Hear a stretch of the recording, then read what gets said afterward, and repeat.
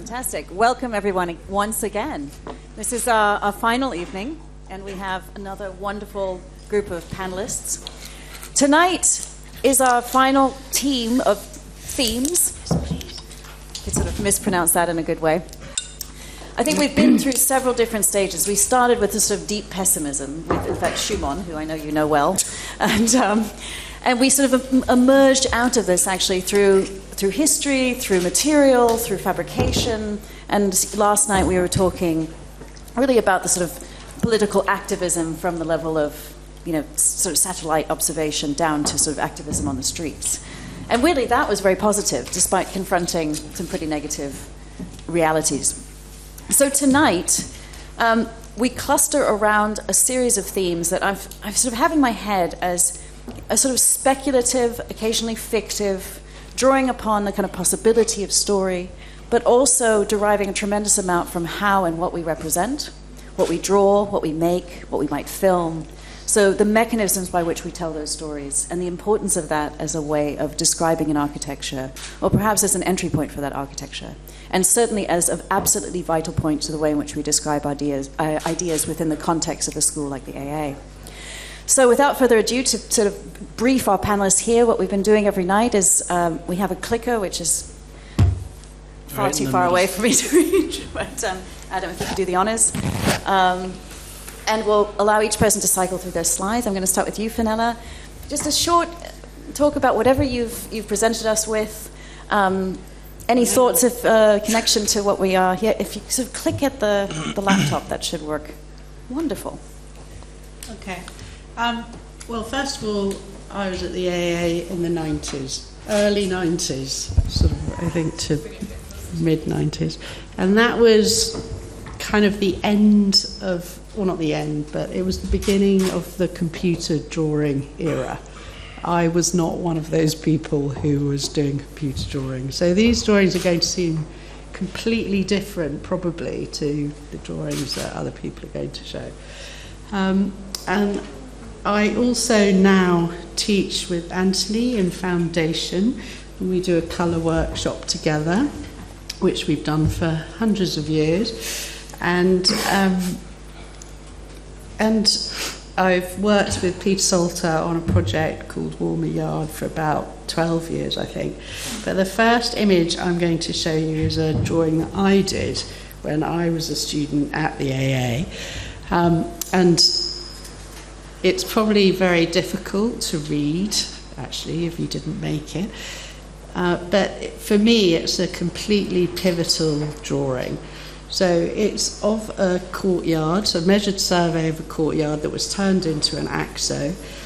And it's the passage of light through the year and through a day, reconstructed into the volume of that little L-shaped courtyard. And what was incredible for me about finding this courtyard and doing this reconstructed study was that I started to develop a language where windows didn't line up with each other. They lined up with light and sight lines and where the light was falling.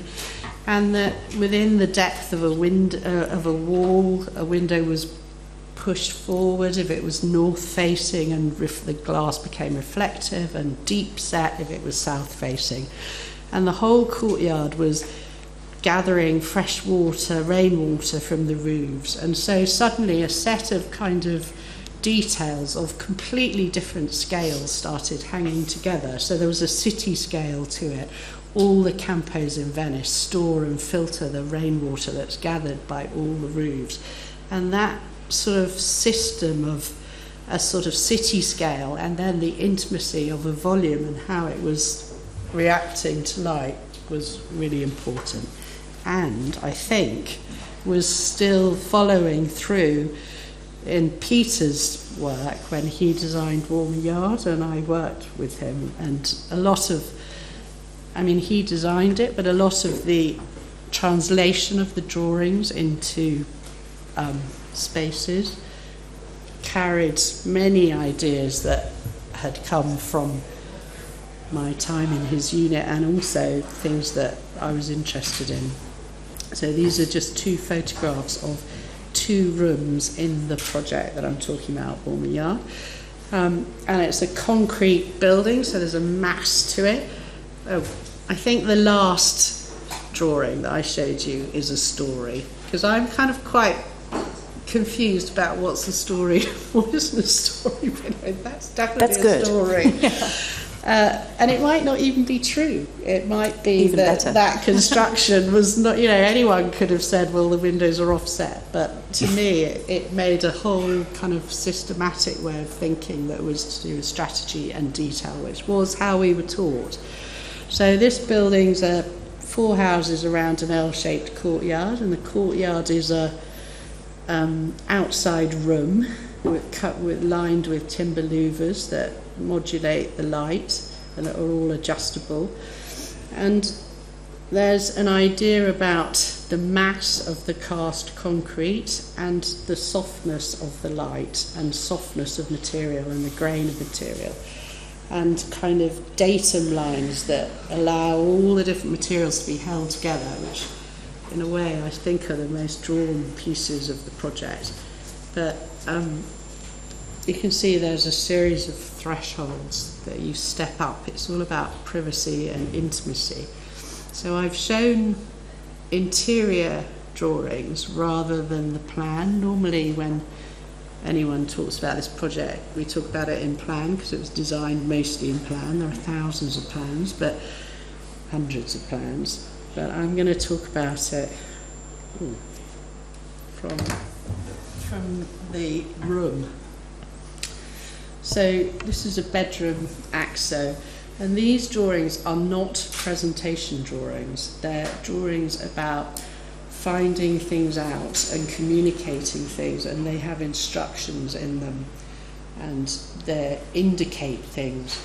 So this bedroom really is seen a bit as a landscape, and if you can see in the top right, there's a concrete elevation which has all the window openings, and there's a window for lying down at the level of the bed and looking out. There's a big sliding window that's shuttered that diffuses the light. There's a window seat that you can sit in and look out into the courtyard, and there's a slot window at the top, which is really hard to achieve, which kind of bounces light across this concrete ceiling that's cast against a vinyl. It's the underside of a concrete slab, and it lets light travel back across it. And within that configuration of windows that are all related to the body and sleeping in the bed, there's information about how you get the concrete vibrator through into the different pockets of the cast and how you actually cast the thing. And you can see there's also an idea that the timber rugs, which always indicate the most private part of the room, you step up onto a timber rug, but they're carrying all the servicing. And it's not like the courtyard, but it sort of is, that underneath this ground there's a whole free range of servicing that you need for a room to be pared back and sort of empty. And then the last drawing I was going to show is a one-to-one window drawing by Peter again. And the reason I'm showing it is because he just knows so much about windows. That window, so the window set within the drawing I showed you before, the opening in the concrete. There's a sliding window, there's a small metal framed window that opens so that you can clean the whole of the sliding window.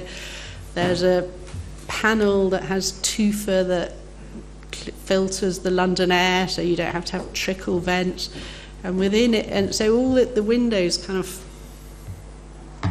detail to have no coal bridges, the drip, the slump, the moving of it and opening of it. And I think I'm finishing with that image because I think it's an incredible amount of knowledge that he has that isn't just taking an off-the-peg window and putting it into a thing covered with a bit of mastic and a bit of timber lining to hide the mastic. So we used to say no mastic on site, and that's why I'm ending with that window. That's fantastic. I think that is a fantastic story.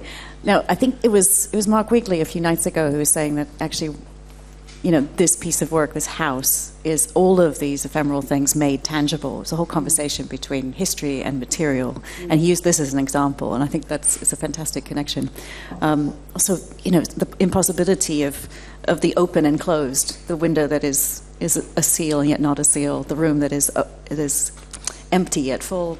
Yeah, it's a fantastic one. The whole idea that the things that you touch, like all the timber sections in this window are quite big and chunky, but everything you touch is really generous, and it's not lots of little bits all layered up. It's not about surface, it's about grain and cutting and sliding and slump, and so that's why I showed the window.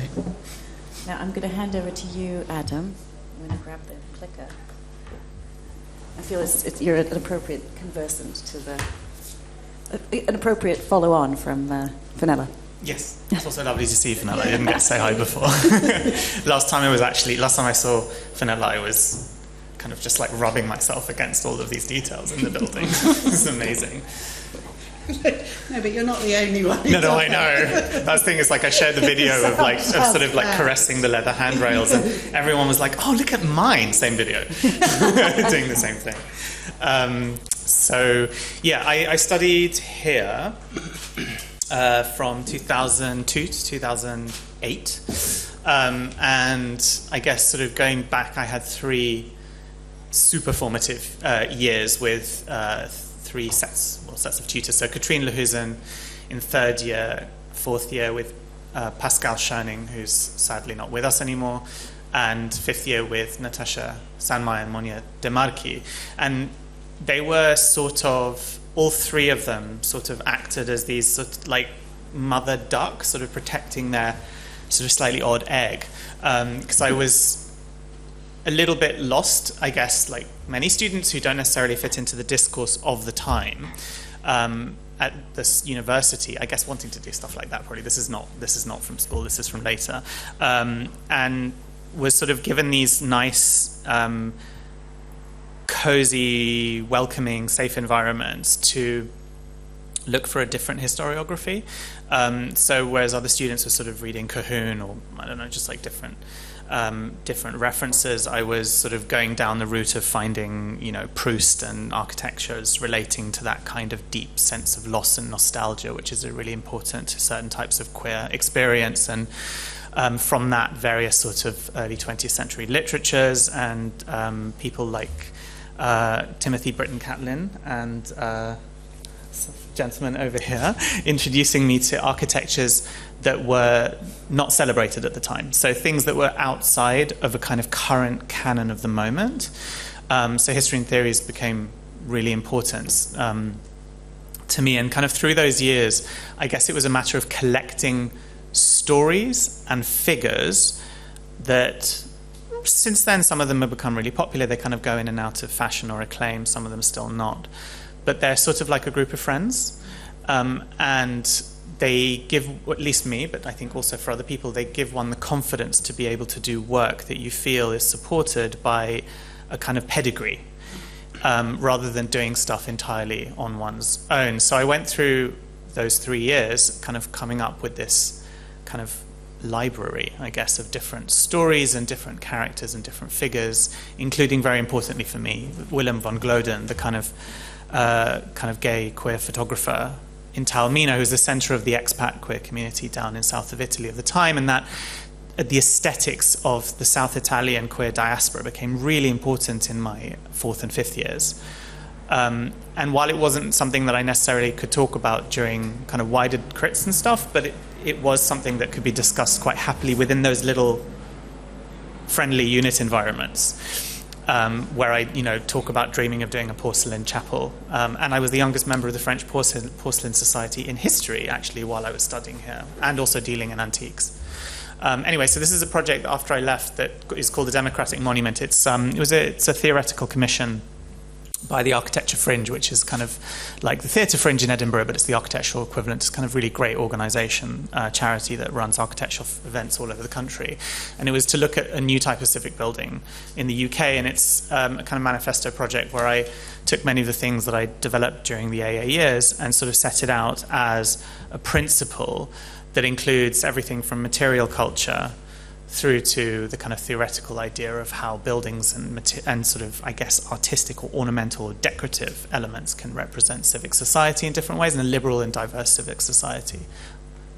And kind of through time, I've written, so after leaving the school, I was terrible, and I kind of didn't write essays here, very good essays, I don't think, and I kind of graduated without finishing my professional practice. And it was, I avoided writing, but it became something that was quite important later on.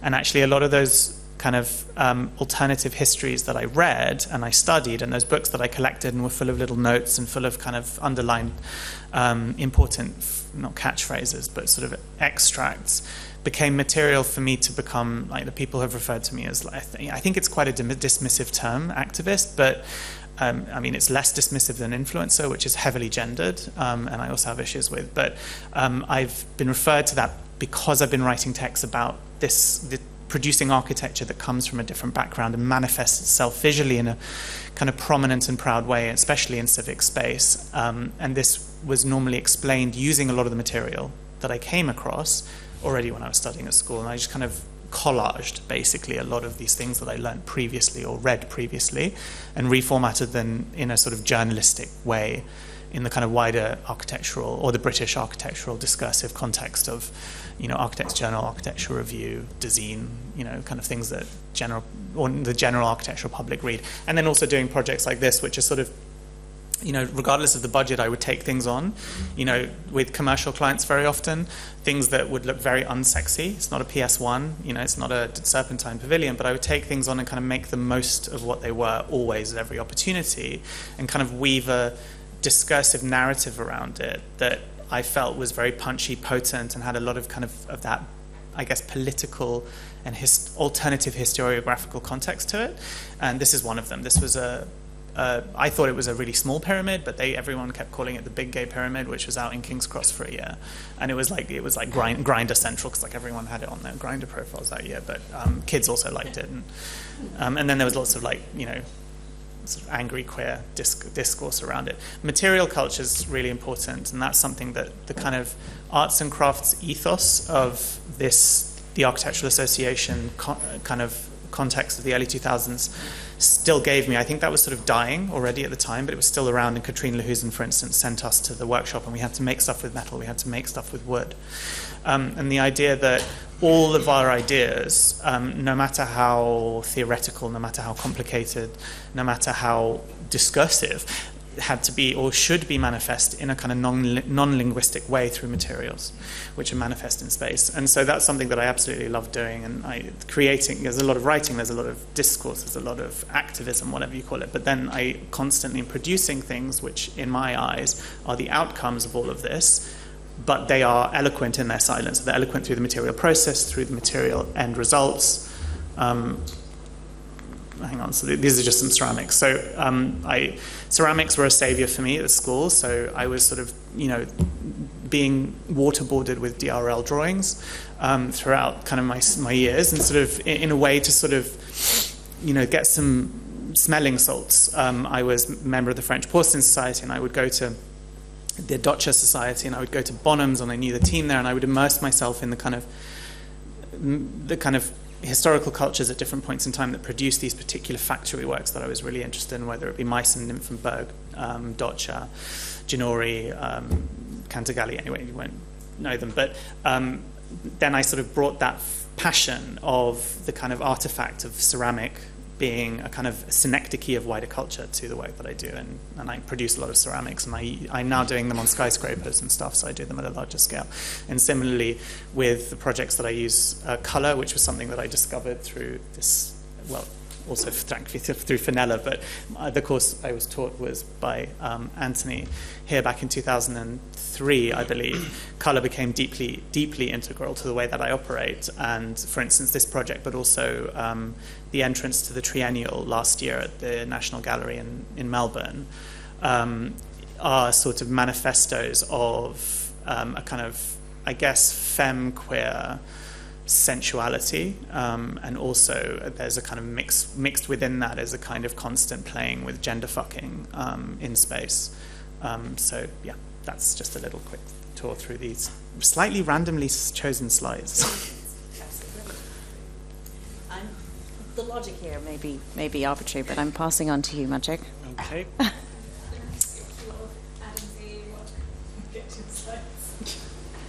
Oh, is there more? Oh, really? Sorry, Mike. I kept pressing and it didn't change. Can't you tell us all about the gender fucking bit? You can just This say is stuff words. from Natasha Sandmeyer and Monia DeMarchi's year, which was my 5th year. This is just some of the work, but I mean, you can just see the links. It really likes it, so it just doesn't want to carry on. It's quite sticky.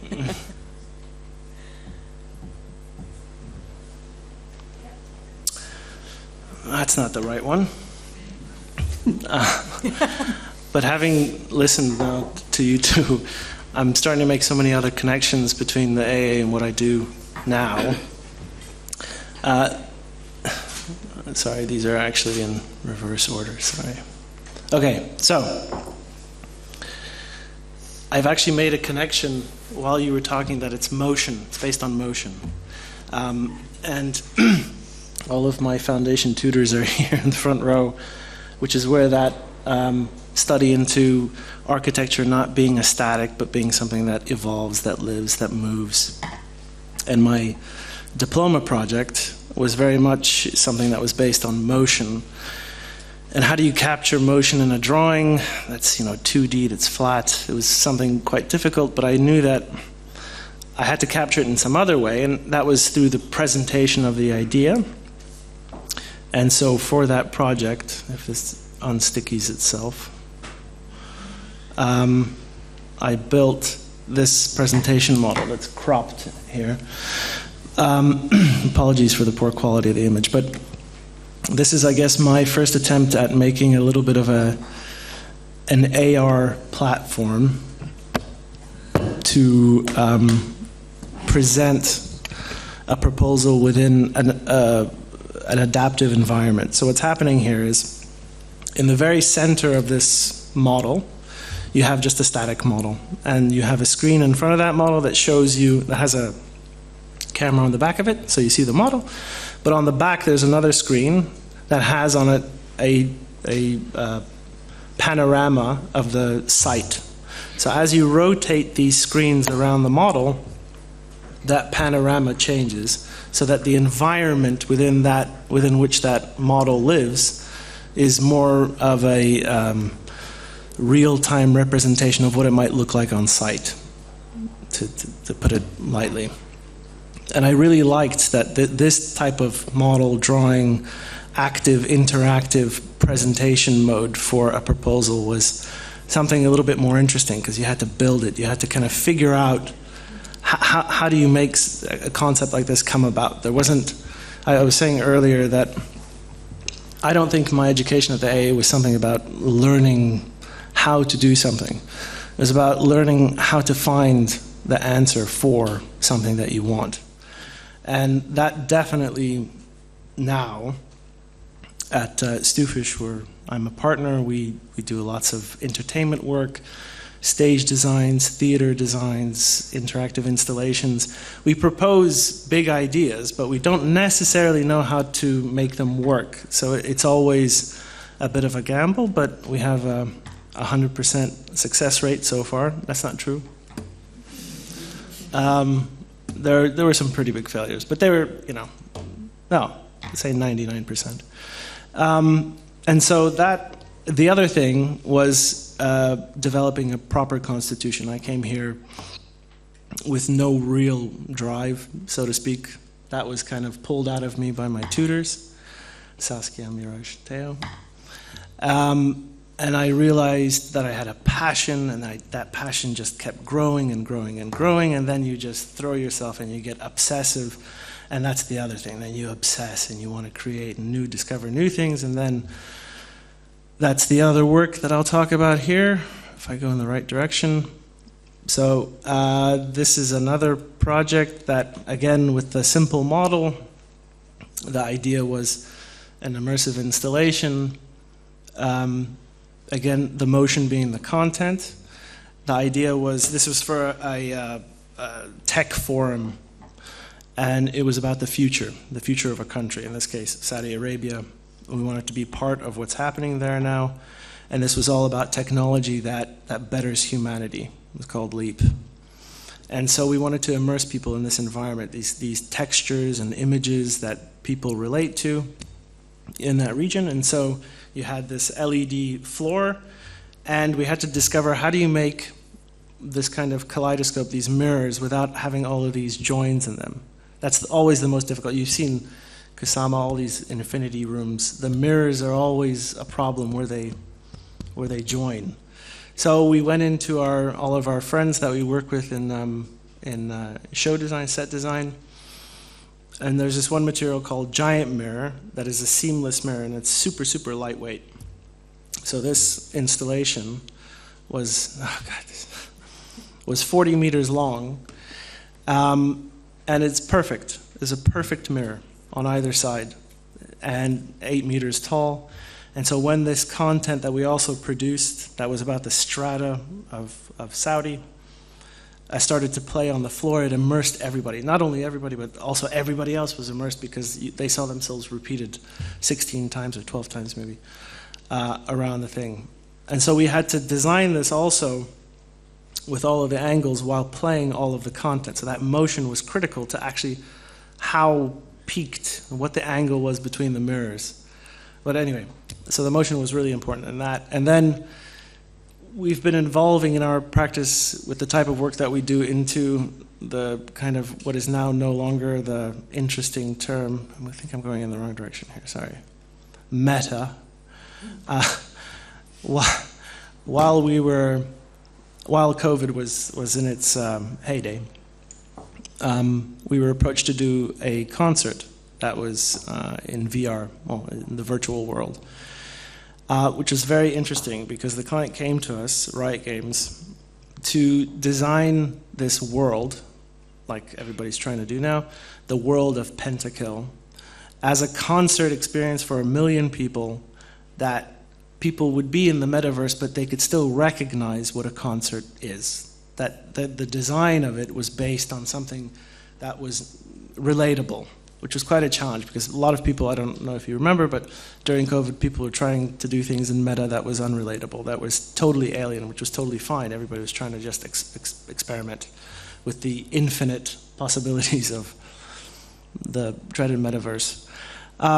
But this was great because actually, in order to produce the concert, there was this, which was based obviously on a narrative, which was all of the songs, all of the themes. We had to build all of the worlds, the caves, the giants, the lasers, the flames, the gore, and everything that goes with Pentakill. But it also had to be built in the real world in order to operate in the virtual. So what we designed for the virtual as a stage, as platforms, as levels that people would see the performers on was actually also built in the real world to be captured for the virtual because it was a live concert. So while you were in the virtual and you were seeing this band, somewhere in LA, the band was actually playing on a physical stage, jumping from platform to platform and jiggling about for people that they didn't see. They only related to one another, while everybody else felt that they were getting this hybrid experience, which in the end was also fake because it was recorded previously, but the ambition was there. But this is an interesting project because we had to learn everything about how to design, build, and treat all of the platforms that create the metaverse, which is quite a lesson. And that it isn't only the metaverse, that it always comes back to the tactile. And this is where everything's died down from the meta, and it's going to come back in a second form. And I'm curious where that's going to be and what people have learned over COVID. Nobody really talks about that so much right now. But that's going to be the next thing that we're going to explore, learn about, and yeah, see what we can rock and roll with. That's it for me. Thank you very much. I'm gonna keep on cracking through because I think it's about the conversation we have between us in a moment. Do we have Julia? You are here. I can see your name. Yes, I'm here. Oops. Hello. Hi. Hi. Very well. I'm just going to try and... Nope. So I'm just going to get this in the right direction. 1 second.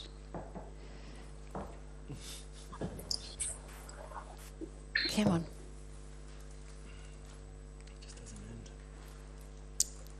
Perfect. All right. Okay, Julia.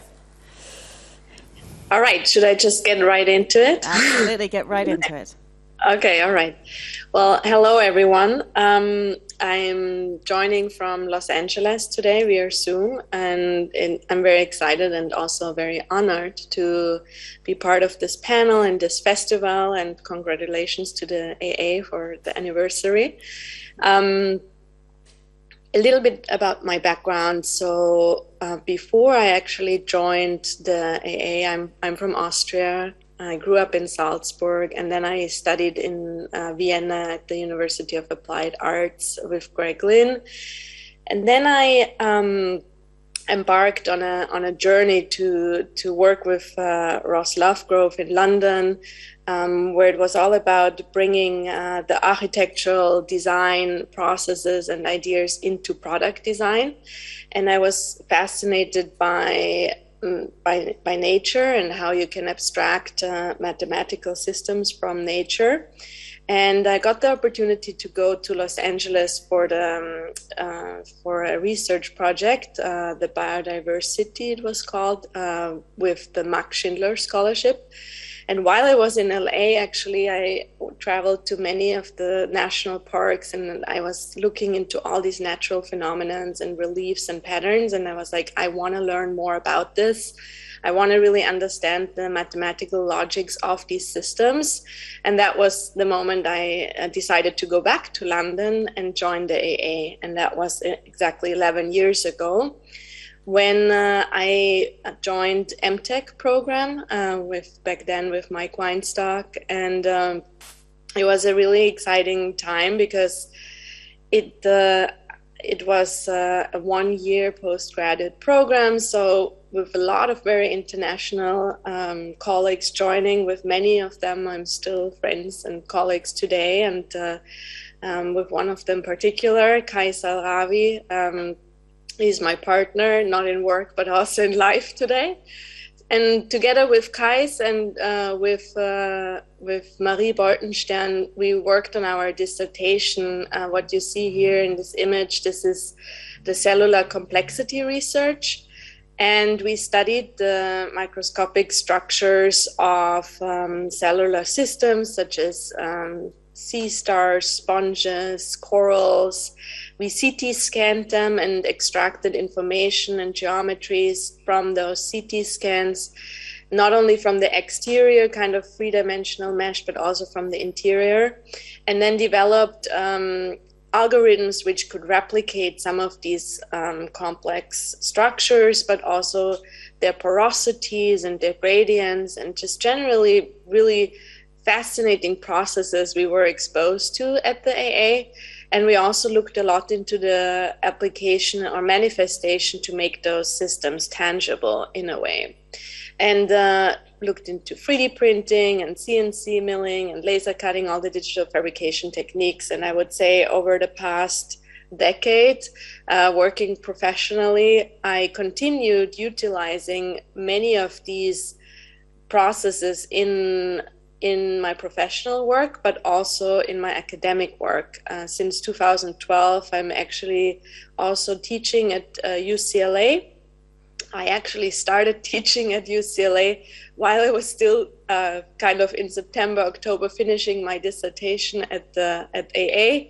And so it was a very nice transition. And in the academic area, working now, still teaching at UCLA for the past 10 years. As well as continuing some of these methods and thoughts through the AA visiting schools. Together with Kais, we organized many of the visiting schools in Jordan, in Amman, and also in the Wadi Rum desert, where we focused on kind of the desert ecologies and environments and all the different artifacts you find there in nature, from the Dead Sea crystals to the Wadi Rum rocks and mountain formations. And kind of because it has a Martian environment, the most recent AA visiting schools we did there and also in LA focused on Martian environment, and Kais directed the AA visiting schools, and it was a great way to stay in touch with the AA. If you don't mind going to the next slide. A lot of things have happened in the last 10 years, and I really enjoyed seeing Nathaniel's presentation where he was talking about making the most out of it. I think that pretty much applies to my work ethic as well. In 2012, while I was at the AA, I actually started working also more and more with the fashion industry. I was recommended by a 3D printing company in Belgium to Iris van Herpen, and a Dutch fashion designer, and we together collaborated on 3 pieces for Paris Haute Couture shows, which were some of the first ever 3D printed dresses and some of the first applications of also flexible materials and innovation in 3D printing, and kind of pioneering how this technology can be applied cross-disciplinary. And so in the last 10 years, I focused on applying my architectural knowledge on product design and fashion design and costume design, and worked mostly in the small scale. One of the benefits working in this small scale is that the technology is very advanced, and you can realize geometries which are not yet realizable on the building scale with 3D printing technology, but on the smaller scale it is possible. And so it enabled me to explore not only the computational part but also the fabrication part. And what you see here is the Black Panther film from Marvel, which was released in 2018, and you see the queen of the film, Queen Ramonda, which is represented by Angela Bassett. And I collaborated with Ruth Carter, the costume designer, on realizing and bringing this these design processes and technologies into the Hollywood industry, and kind of the impact of what the film had, and being able to work and collaborate in that sense opened a lot of new approaches in my personal research as well. And it also made clear that through a film you can reach a really broad audience, and kind of seeing how the film had an impact on the Black community and kind of celebrated Afrofuturism. And to Ruth Carter, she was the first African-American woman who won an Oscar in this category for costume design. So kind of supporting her in work, collaborating with her was a really exciting experience. And also it was the first film I've ever worked on. And while I was working on it, I didn't really know I was working for Marvel or even on Black Panther. So to then realize as the film launched and kind of the progression of it was a really exciting experience. And I think we can all look forward to November 11th when the second sequel comes out, Wakanda Forever. That's an excellent pitch. We can watch it together. But there have been many other film projects coming after this, and also more research projects. So if you could go to the next slide, please. This one is the CT jacket, which was a research project I did with 3D printing company Stratasys, where we looked at 3D printing on textiles in multicolor polyjet technology. And it was during the process of the company actually developing the machines for this. And I was one of the first designers which had the opportunity to kind of work with this technique of printing directly on fabric. And I looked at the Madagascan sunset butterflies and abstracted the logic of the microscopic setae, which is the little pixels on the butterfly wing, and developed an algorithm which can read those colors and translate them into a three-dimensional pattern, which was then transferred towards 2D in order to be printed on a flat fabric, and then later on assembled into 3D again. And this kind of techniques and knowledge which we gain as architects, and specifically also at the AA, really helped me in kind of realizing some of these projects, and also and engaging with these in an innovative way. And so my work really focuses on collaborations with other designers, but also being asked from developing 3D printing companies, like most recently Swarovski in buttons, Swarovski Innovations. They are developing a 3D printing technology with glass, and we had just shown a piece in Venice at the Italian Glass Weeks, where we did an installation which was printed in glass. So kind of working on the cutting edge of novel technologies and embedding and bringing these to life is not always an easy process. There are many challenges involved. I have a really great team in Vienna now. We have an office in Vienna and in Los Angeles.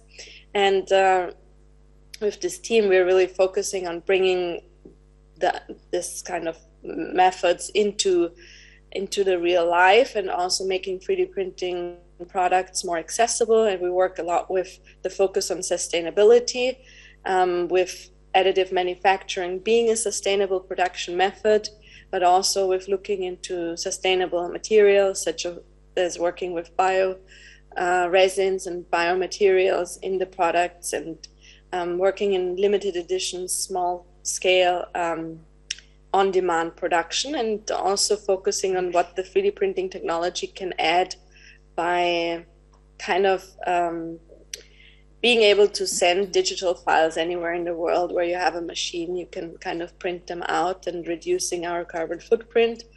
And so there's I would say, a story about creating experience, creating worlds with the certain aesthetic inspired from nature, but also implementing material logics and fabrication techniques, and with an ambition for a sustainable environment where we create things in a very advanced way.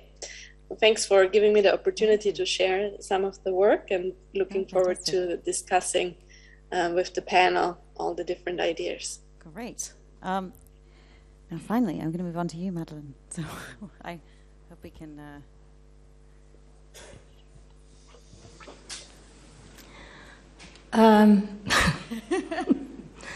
I'm extremely jealous of all those people who can really explain their work and have reasons and meanings, and I'm really always been sort of a serial collaborator of, and I always have been pushed to, help people do certain things. And the first time I was in the AA really involved was when Zaha asked us, Zoe and me, who had been coloring all the drawings for OMA, and to come and teach her students to color the drawings and give some media advice. And from then we realized that people, even in the last year of the AA, could not put any acrylic on paper or watercolor. So we said we have to sort of start this in the first years because this is crazy. So then we got a sort of a workshop, and mainly we were sent, all the people who were completely hopeless, to a lot of unit masters. So they go to those ladies, they will look after you. So we had some very funny bunch of people. I mean, Jesus. Are you going to name and shame? We had somebody who was deaf mute, and so and some people drew. Sort of, my son was then 5 or 6, and he drew better pictures, better drawings than a lot of these people. But there was also at the time that everybody was accepted because the AA was in such a dire financial strait. So.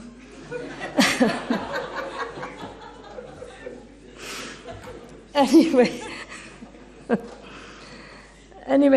and when I sort of, we were here for 10 years, and then I thought, oh no, I'm sort of repeating myself, I have to get out of here. So after 10 years, we just quit. And then we were thrown into sort of having to do our own work, and it was sort of very difficult because when I was doing my own work, I was mainly interested in doing things that made me laugh. So from then on, I've only done things that made me laugh. So I cannot really sort of, see what my work process is, or what my, I have no process, I have no reasons, I have no meanings. So the only thing that we did with some of the students, we were told them to do a room, and to design a room and just put things in. And this was my sort of sheet that I made in black and white. But as soon as I learned how to do some photo clone stamping, what do you call it? Stamp cloning, then I could put colors in it. So this is why it's such a crazy kind of mixture of colors, completely random. But so then I was asked a little while ago, can you help and do a bit of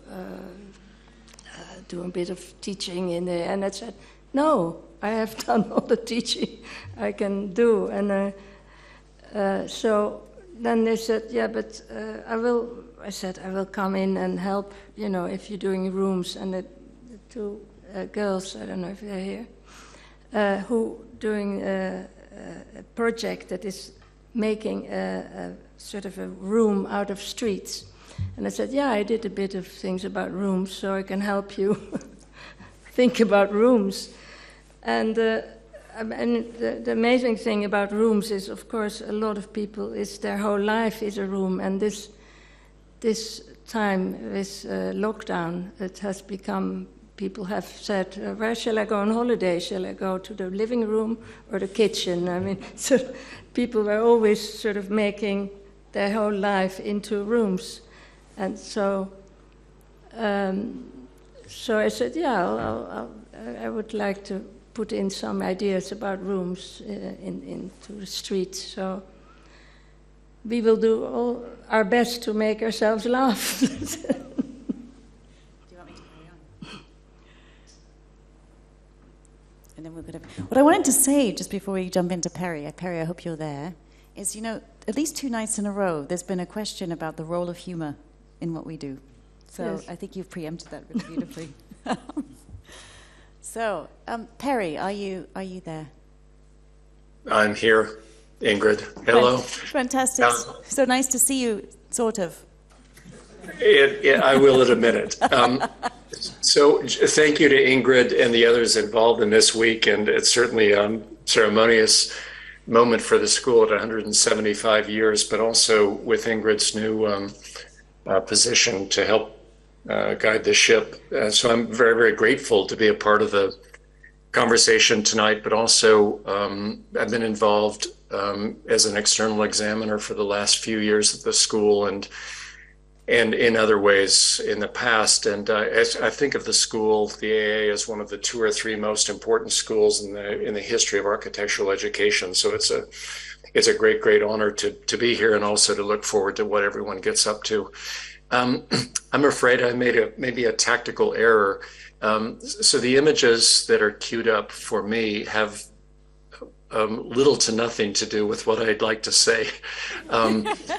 What I've done, because I'm a list character and I'm very fond of Wallace Stevens' 13 Ways of Looking at a Blackbird, is I've made a list, very short ditties, a list of 13 thoughts about stories and 13 thoughts about drawings, or let's say pages, and I'd like to share those with you. But again, they're independent of the images that are queued up for me. 1, stories, narratives, fictions, allegories, and mythologies are deep forms of cultural communication and orientation. 2, it's essential to think about our stories and who's excluded, as well as those included. 3, I'm conscious of who tells the stories and from what point or points of view, ethically and morally.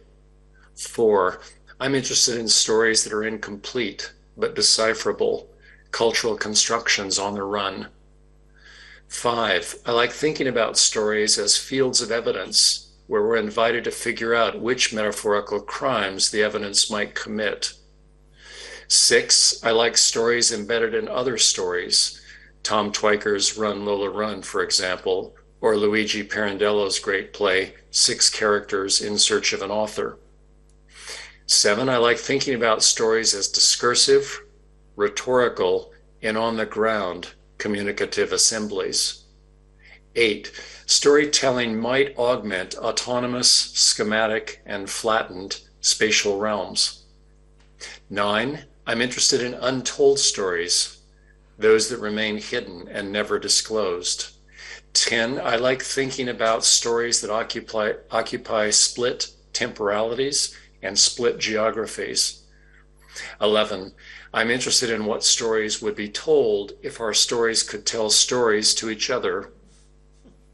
12, I enjoy thinking about the tone or character of stories, the differences between Walt Disney characters, for example, telling the same stories in relationship to a Saturday Night Live skit. 13, I like thinking about stories told through things like painted ceilings in Baroque churches and how those stories change through time. 13, page or visualization thoughts. Drawings or pages as a way to think visually. 2, using the architectural drawing to explore the cultural agency of spatial realms. 3, interest in drawing practices as ways to structure spatial content and to develop the scope for a piece of work. 4, there are various ways to draw: making marks by hand, cutting paper, transferring letters, downloading images, digital techniques, combinations, and hybrids. 5, developing a language to talk about the value of drawing, where there are terms developed to engage the work are of critical interest to me. 6, relations in drawing are reconsidered as the drawing develops or the page develops, rehearsing how knowledge might be brought into architecture and transformed as it's worked through. 7, drawing as a ground to open default assumptions. 8, various kinds of legibility to me and others I'm interested in, where both visibilities and many things remain latent or quiet or hidden. 9, drawings as a way to rehearse design decisions. 10, drawing what might be known, what can be known, and what might never be known.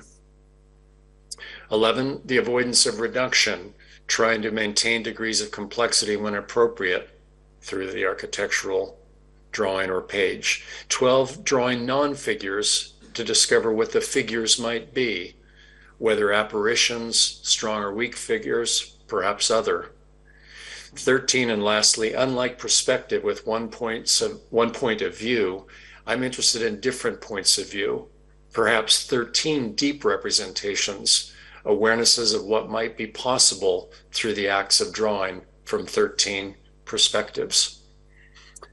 So maybe there are a couple of images here. Again, they're relatively independent of what I just mentioned, although they once in a while tickle things that I just talked about. But these drawings they're more recent representations, which are essentially composite drawings that try to tell stories about human, non-human relations, aerial realms for architects to work in, using human programmatic tropes as a way to foreground animal behaviors, in this case, these floating bird motels, which I'm working on a series of.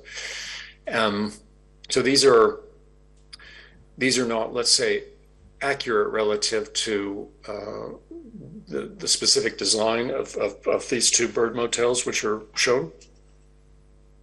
But they use composite techniques to try to build stories about domestic and housing conditions and artificial weather gardens and zoetropic restaurants, which circulate through 3D printed Wallace Stevens poems that are printed in the sky and so on. So the drawings are meant to be kind of storytelling devices which simply use different aspects or fragments or pieces of evidence, let's say, of the overall project to build audiences, to build ways in.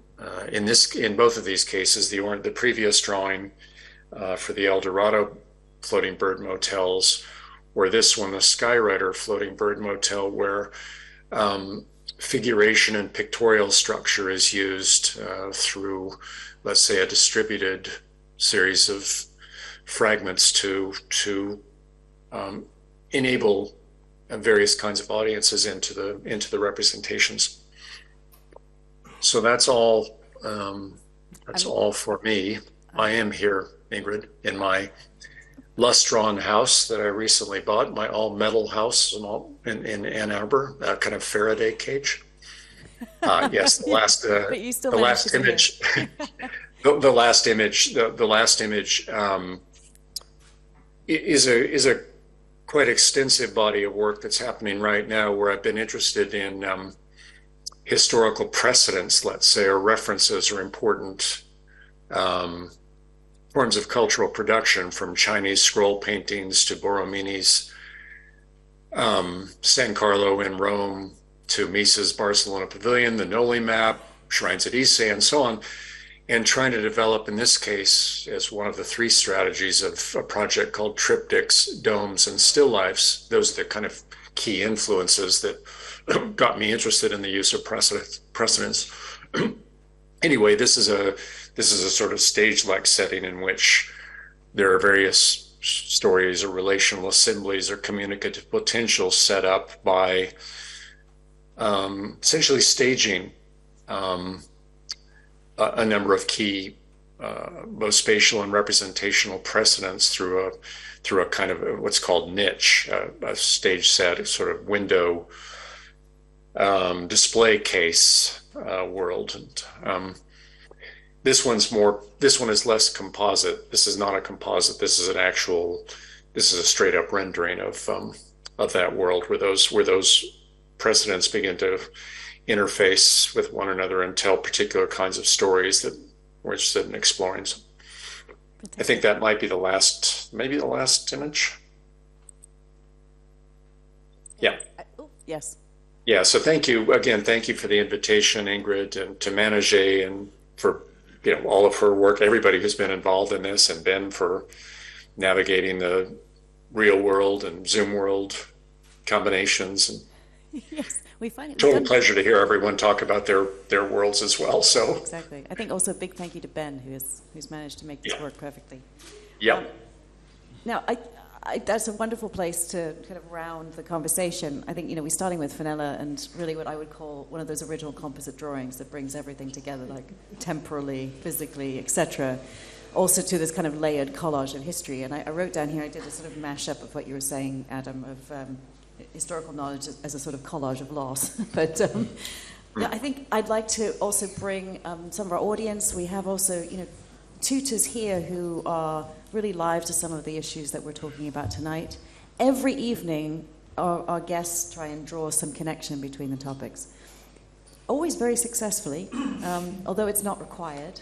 But I think that it's a wonderful opportunity to just also open to some comments and questions from the floor, and we can start a conversation. Who's got our first, who's first in?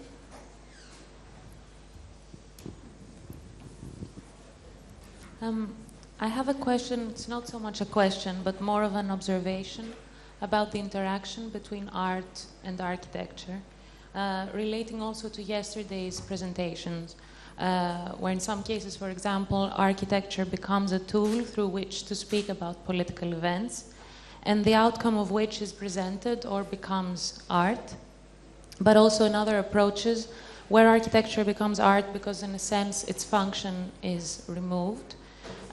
So it seems that architecture not only uses tools of art, but in a sense transforms into art itself.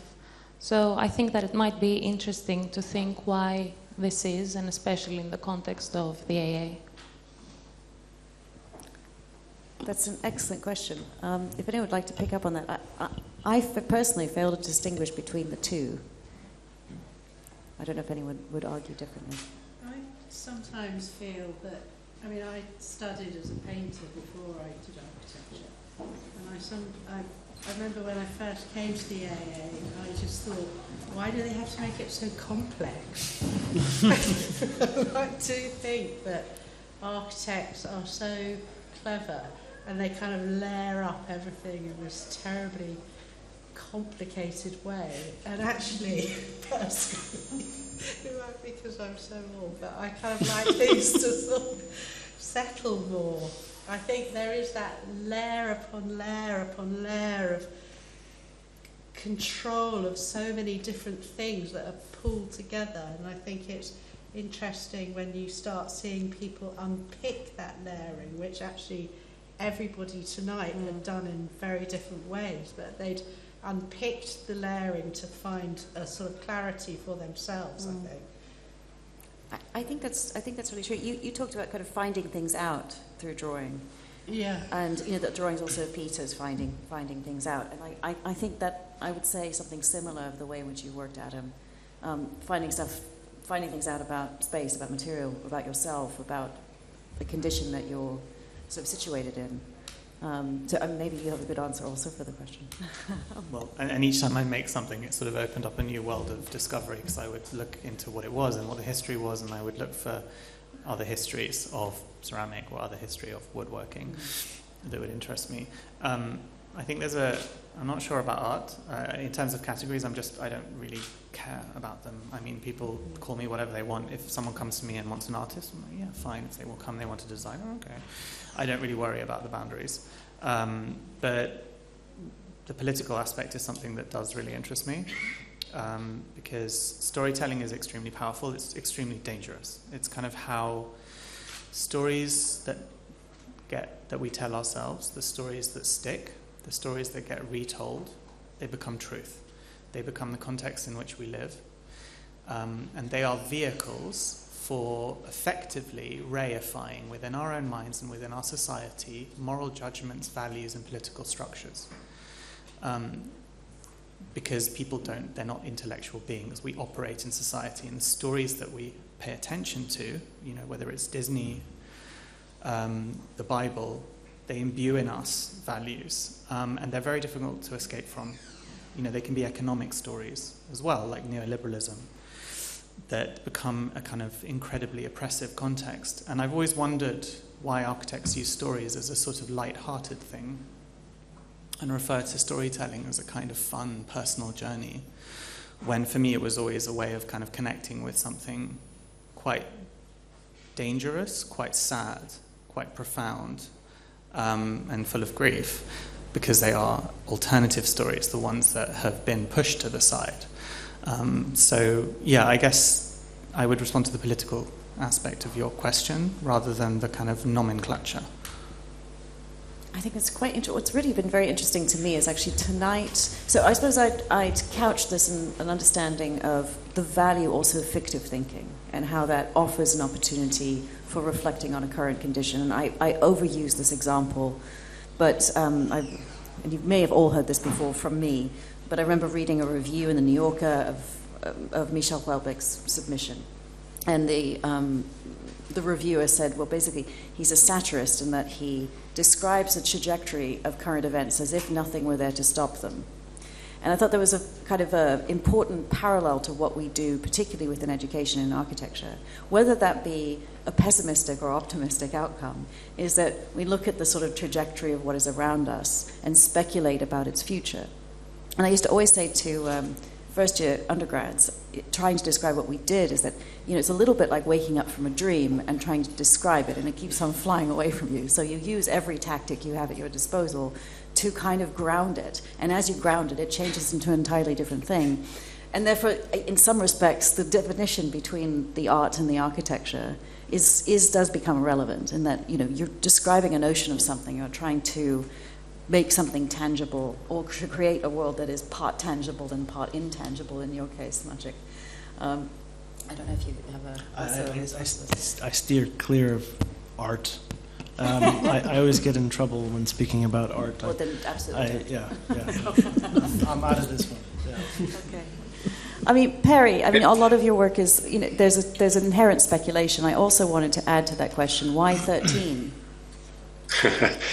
So maybe could I try to get the art and architecture question on the table? I like what Adam said and what you've mentioned, Ingrid, and others. I think architecture is a discipline that touches all disciplines, or has in the past, and all disciplines use various representational tropes and techniques to work through and on their disciplines. So when I'm often asked whether I'm an artist or an architect, and as others have alluded to, I'm not particularly interested in the conversation. I am interested in the degrees to which we can, as architects, leverage forms of relational structuring or representational techniques or means for producing work to accomplish communicative potential that we have in mind. And I happen to think that art is considerably more adept at touching a huge range of cultural, incredibly important cultural issues and concerns than architecture is. So I'm happy to learn from other disciplines, particularly art-related practices, because I think they're just more versatile and adept at structuring cultural communication and so on. The question you asked, the extension, Ingrid, had to do with storytelling.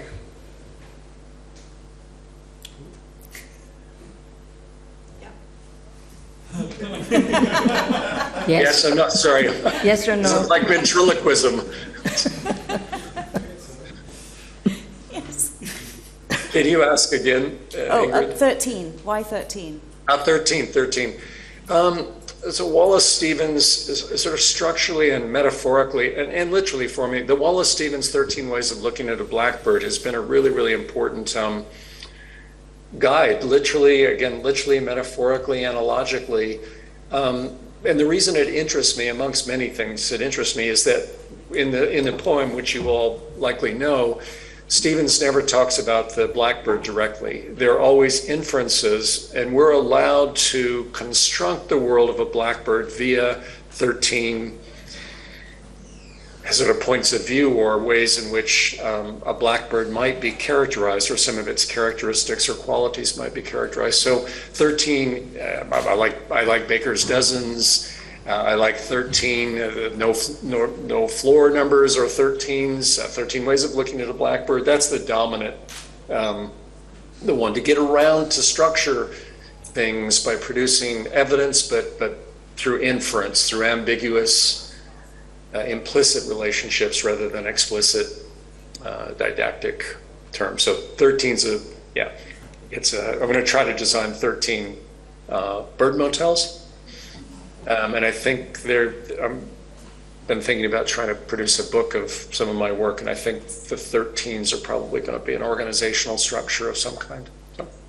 That sounds good. I look forward to it. Madeline, I think there's this kind of idea that you give work meaning. You've picked up on, and I remember there was a talk with Isa Gensken, and she said, people are always finding things, particularly in her transfer painting work. They were topographic, or they were aerial images of forests, and they kept on asking. She said, I thought they just looked quite nice. I don't know why I did them. I don't know why you have such a problem with this.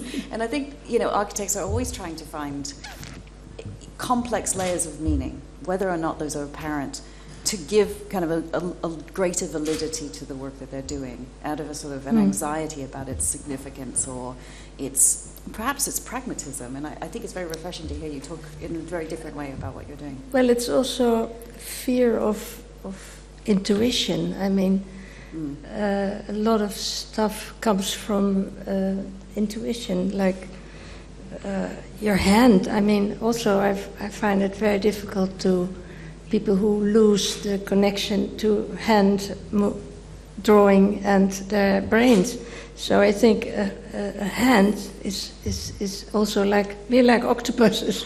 We have different, brains in our hands as well. So the loss of doing things with your hands is, I think, is very regrettable to me. I mean, I'm always just trying to make things out of stupid things. Like now I'm making, out of milk bottles, I make bulldogs and dragons and all kind of stuff. I mean, because I also have an obsession of not throwing things away. So, and I feel that doing things with my hand can stop you from thinking about horrible things that are going on. I mean, I've seen very flippant about wanting to do things that make me laugh, but in a time where there's so much tragedy and horror going on, I think laughing is incredibly important to keep your balance. So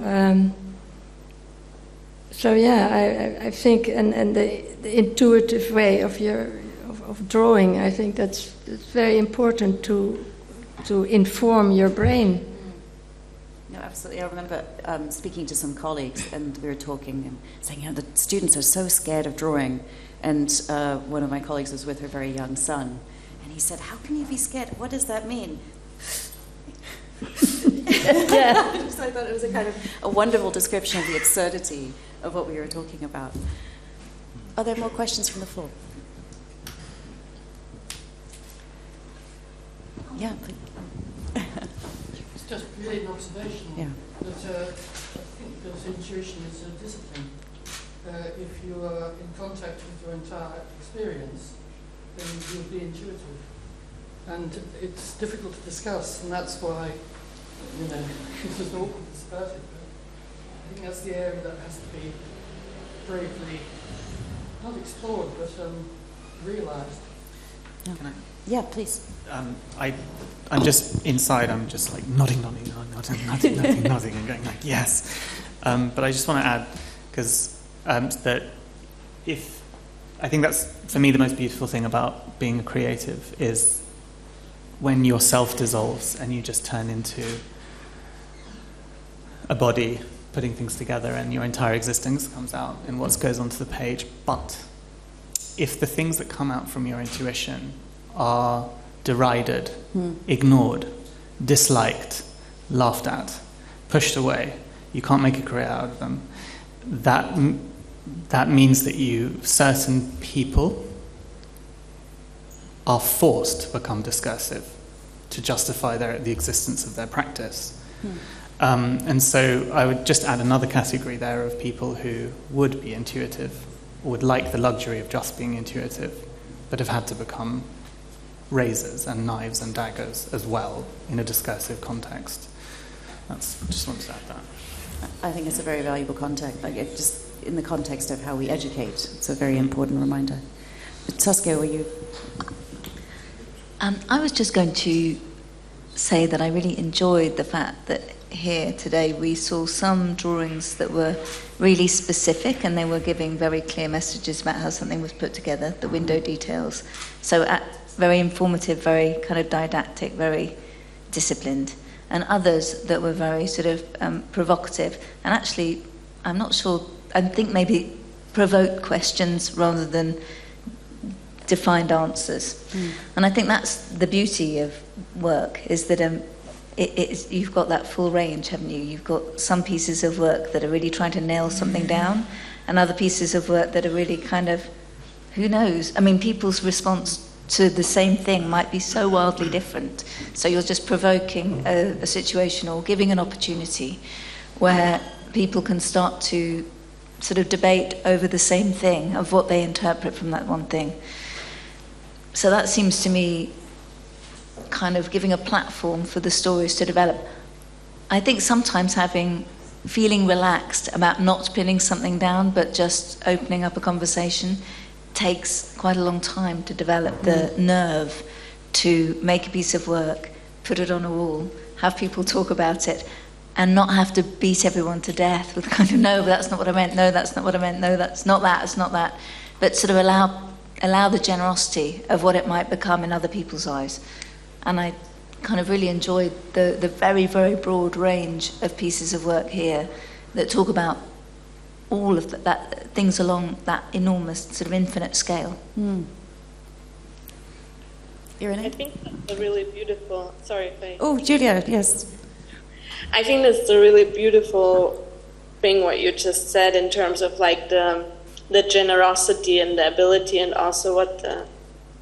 I think it's Adam. I said Nathaniel before, so sorry about that.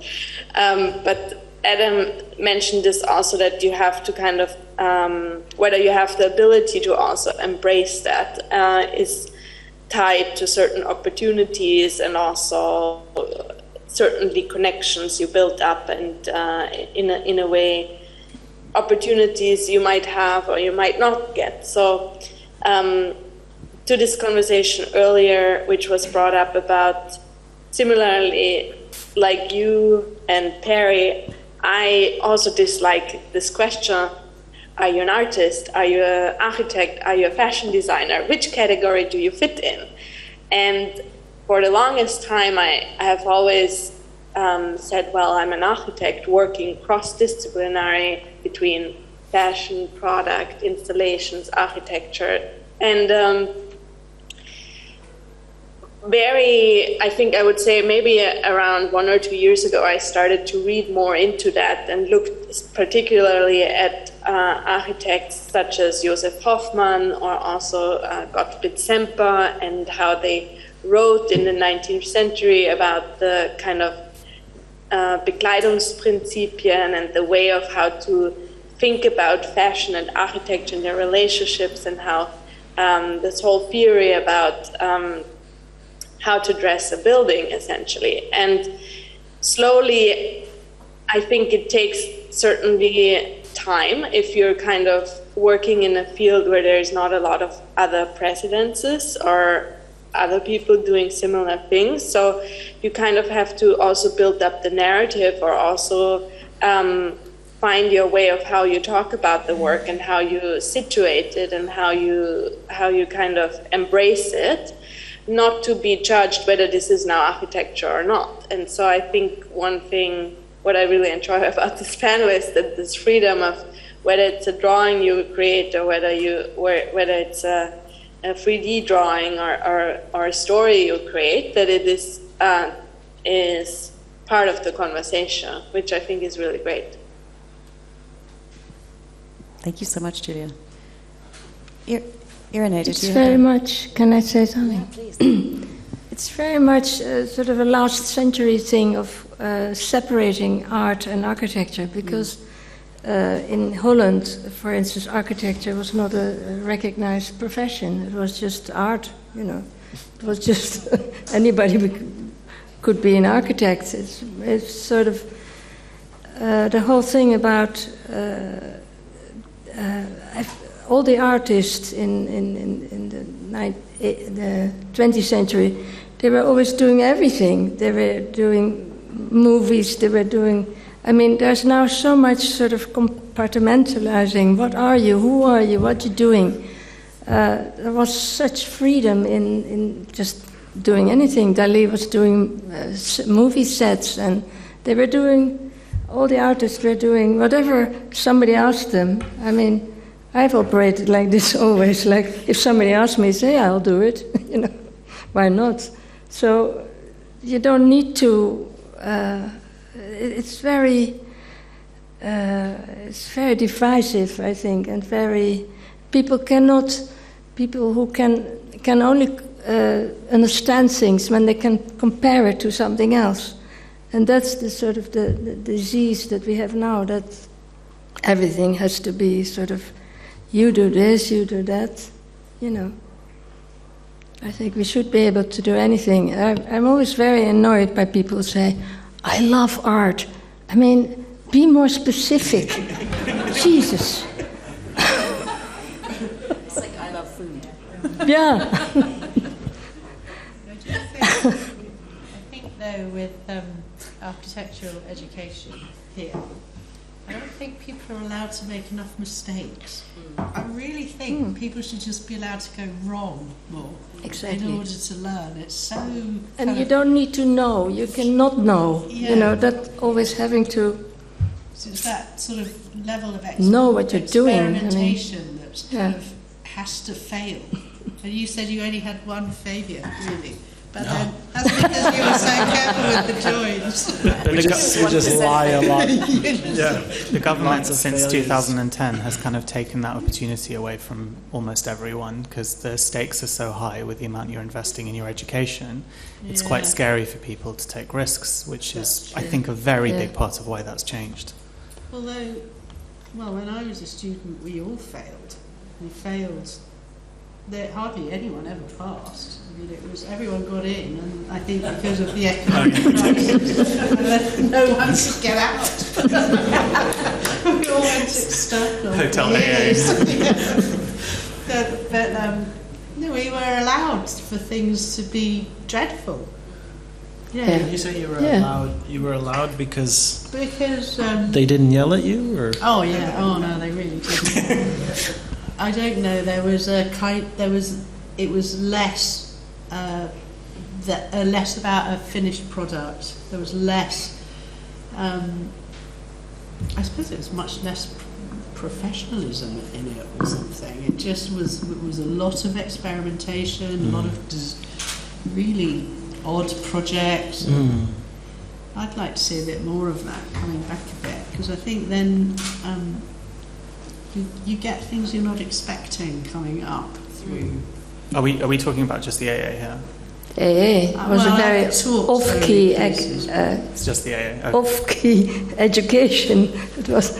Yeah, no, sorry, I thought so because I don't know what the education has been like for the past few years here. So here. Yeah, I'll just take your word on. No, I don't know what it's like further up the school. That's why I like foundation, because there's so much room to just experiment, make mistakes, learn things, work out what you're interested in. And when I taught in diploma, it was so awful. Well, sorry, maybe not diploma. No. Intermediate. That was my experience. No, but I think the comment, I don't think it's this country alone, and I don't think it's just fees, because this is an anxiety that seems to be international. In the US, people have been studying at great expense for as long as I can remember, and they still took more risk 20, 30 years ago than they do now, significantly more risk. So I do think there's something else that has changed. And I'm not entirely sure how to alleviate that pressure. I mean, if anything, this has been a good place to give people a degree of bravery, to give people an understanding that maybe if they did something slightly off kilter, that was okay. And that, in fact, I think there's an added pressure to be different and to experiment, which actually can be an added burden for some people for whom that doesn't come naturally. Sorry. I said I'll take back awful. I don't think it was awful. I think it was, for me, it wasn't because You set a low bar for me. Sorry. No. Let me rephrase everything, even my thought. So, some students don't present well. And if you're testing and you don't have a finished product, you really have to present well to really sell and kind of almost dance and do a performance that explains that. And if you don't do either of those well, as my memory goes, there are lots of tears in the corridors. And then taking risk becomes more difficult. And that's probably changed now. In Foundation, that was never the case. It was always an open discussion. It was always about, there isn't right and wrong. You're not trying to achieve this, something. You're just trying to discover. And if you're discovering something, it's neither right or wrong. It's just a discovery. And then it opens a discussion. But it was very much about delivery. And for what I do currently, delivery is quick. Thinking is quick, like super quick, like a week deliver. Not only deliver a final finished product, as always, every client wants it, but present it beautifully with every medium, in every kind of technology, the best Instagrammable, And so we have to kind of, we take a risk because we deliver these things visually and performatively, but we don't know if they're possible. So we then, you put it up front, figure it out, and then you spend the rest of your time trying to manage expectations as you go. Fake it till you make it. Yeah, you fake it till you make it. Except you make it more times than not. That's the percentage I was talking about earlier. But I think that's where risk. I think Adam was one that took a lot of risks. I don't think I did, because I found it. I was just too weak. It was very difficult. When to have tutors say, this is not how it's done in real life, and every client I've had has been really nice to me. Yeah. I've never had a client yell at me, or say, oh my God, that's so shit. Take that down. Anyway, sorry. So, just in terms of, I forgot what I was going to say. I was very excited to see when Zaha proposed her projects. I was very excited to see a diamond-shaped tennis court. I mean, that was just brilliant. It was so impossible. It was almost like people were sort of fighting to get the most impossible project at one point. Unbuildable stuff. Exploration. Just from personal. Sorry, was Go ahead, Adam. Go ahead. Just not AA related, but I taught elsewhere for a few years, and I actually found in that institution, and it's kind of one of the main reasons I left. Actually, the students there was a kind of a prescribed limitation for what type of experimentation and failure was accepted, and would be considered good failure.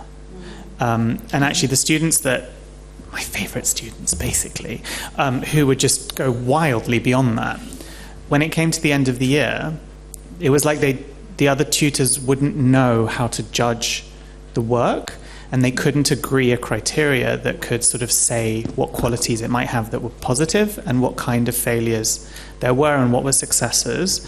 And actually they always ended up being quite severely graded down for reasons that couldn't really be objectively explained. It was just somehow they were too different.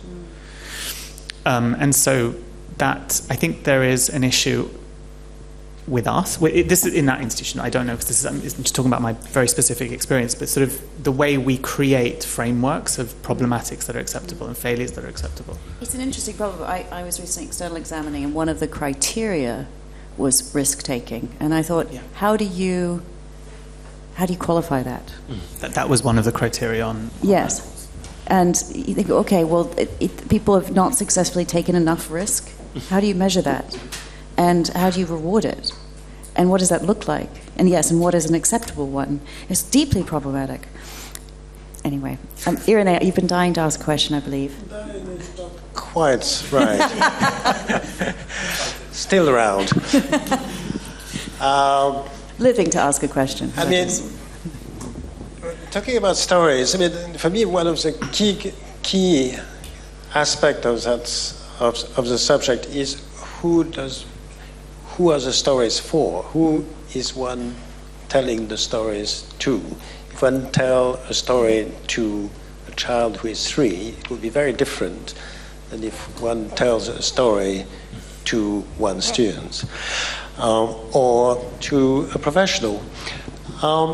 Now, it seems to me that in the last 30, 40 years, with the happening and the passing, possibly, of postmodernism, that stories were being told to a large degree to ourselves. They were, and I think we have talked about this around the table, they were stories which were helping us create and gain confidence. We have talked about this. And there is another kind of story which for me is even more interesting, and it's the stories one tells to clients and to the public. And in order to convince them that we have something valuable to offer. And I wonder whether I could put the question to you. What stories do you tell to people who are around you while you are not pondering at your drawing boards? And how do you present what you think is really important? And I think, Maciej, it's obviously it's quite very different for people who are making films, for instance, because the stories are instantly for an audience. But I think it's different in so many situations. But I think the relation to the story to the outside world, I think, is obviously key, I would have thought. I think it's all about scenarios. Architecture has scenarios, films have scenarios. It's all about stories, basically. So you have to explain the scenario to your client. This is how you want to go there, and the film is, this is the beginning and this is the end, and this is the route we follow. So, and then in a way, art has scenarios as well. There's always a story or a scenario. I think yesterday Liam was saying, well, of course, this is all very comprehensible, It's like, well, is something, what would it be if it was completely incomprehensible? You shouldn't apologize for the availability of your work. I mean, one shouldn't necessarily then be produced unavailable, incomprehensible, and illegible work. Then you just say, I'm pushing the boundaries. Yes, exactly. So, I think it's increasingly important, if I could. So many cliches that you can use. I think it's increasingly important that architects in particular are cognizant of the range of audiences that they are asked to speak to, and that we could tactically and strategically, let's say, make much clearer choices if we knew, if there was some clarity about the range of constituencies or audiences, let's say. So what do we, when we're talking to the discourse, what kinds of responsibilities do we have in a piece of work? Or any range of public or social entities? I think we don't understand who we're trying to speak to. And I think there are categories that we can set up, or at least begin to frame or bracket certain conceits that we try to make relative to certain constituencies. I think we're not very good at that. The other thing I was going to add quickly is that when there was a discussion about intuition, as we know, accrediting boards and professional training and projections of students to move to the profession are dominant. And what I think is important for me has been important in creative practices is to understand that we have huge range or gradient of capacities as human beings. From, as Madeline was saying, our hands, to Adam talking about discursive and rhetorical conditions. And I think for me, it's increasingly important to try to know when to tap into the various range, the various sort of voices or strategies that we have available to us as human beings. From intuitions, where you're throwing ink at the wall and mapping that, and how that's not less interesting than intellectual reflections and positioning things relative to historical discourses and so on. I just think we have a much, much greater capacity or capacities as humans than education normally allows us to exercise. I think you're absolutely right. I fear we're going to have to start wrapping up. Can I just, one thing very quickly? I think that can be quite a shock for a lot of architects. who, you know, they spend a long time learning how to speak about their work in a particular way. There was I think it's turned into a meme basically, but there was a type of sort of landscape urbanism gobbledygook when I was here that even, you know, someone made a algorithmically generated landscape urbanism bullshit generator online. But people spend their 5 years learning that language, and then they go out and the clients don't understand what an interstitial gradient of whatever is. And I think there was a really nice text by Foreign Office about, they called it the Hiroshige wave, where nobody could understand what they were saying about the Yokohama Ferry Terminal building. Yeah, and then they were like, it's like Hiroshige's wave. And they were like, ah! And then finally they managed to communicate to their audience, and then from then on it became the Hiroshige wave. And it's that sort of that shock of leaving the academic context where you realize that you have to speak in a completely different way that is a shock to a lot of people. But for some of us, code switching is normal. So myself, quite a lot of people I know, we're from backgrounds where we have always been between categories, human categories. We've had to go to one thing, you know, one community on one weekend, then another totally ethnic group on another, and then we, you know, go to the gay scene, and then we have to go to like a really severe public school. And every time to survive, you're having to be speaking, and your mannerisms have to be operating in a completely different environment and context, and you learn to say the same things in totally different ways.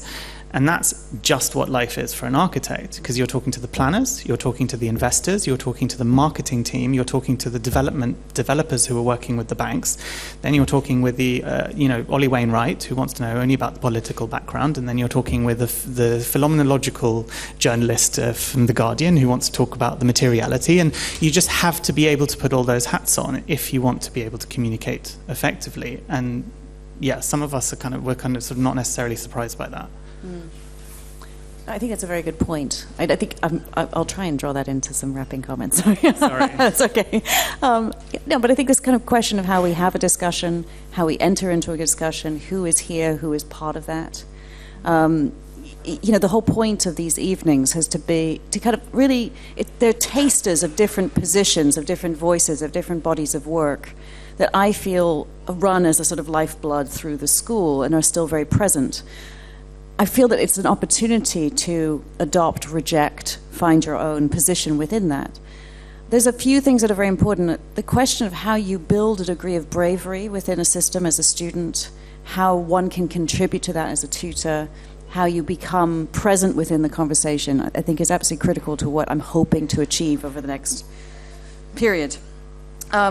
And then the other thing, and this has happened sort of inadvertently, but perhaps it's a good way forward. I'm bad at introductions. I find it very painful. I find the biographies, the CVs, here on our right is the most important, lovely contributor to the world of architecture, and on our left is so-and-so. And I've hoped that over the course of the last 4 evenings, we've talked through our work, and we've talked to each other through our work, and we've opened ourselves up to potentially an honest response. We had a wonderful question from a first year, and last night or the night before, that is unashamed, is honest, is curious. And perhaps we don't present ourselves as our capable achievements, but simply the work that we want to talk about. So I'd like to kind of champion that as a way forward. I want to carry on having these conversations, not always, with Zoom and poor Ben, who's been doing this 4 nights on the trot, but maybe sometimes just in a room, maybe without a microphone, maybe without a camera, and really just keep a conversation going that is, I suppose, conscious of what has come before without being burdened by it. But I want to thank all of you tonight for a really fantastic conversation, and for all of you here. Some of you have been here 4 nights in a row as well. Thank you so much for being here and for your presence and your conversation. Thank you.